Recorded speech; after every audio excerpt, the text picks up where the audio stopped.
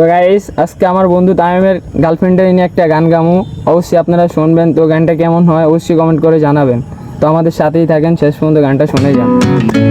আমারে একা করিয়া কই গেলা চলিয়া, কলি যাতে দাগ লাগাইয়া আইলা না আর ফিরিয়া। এখন কি আমার মুখে কোনো মায়া জমে না, পার সমান ব্যথা লইয়া যাইমু জগৎ ছাড়িয়া। আনিকা ও আনিকা, তুমি তাইমের কলি যার ভেতর। আনিকা ও আনিকা, তুই ছাড়া এই জীবন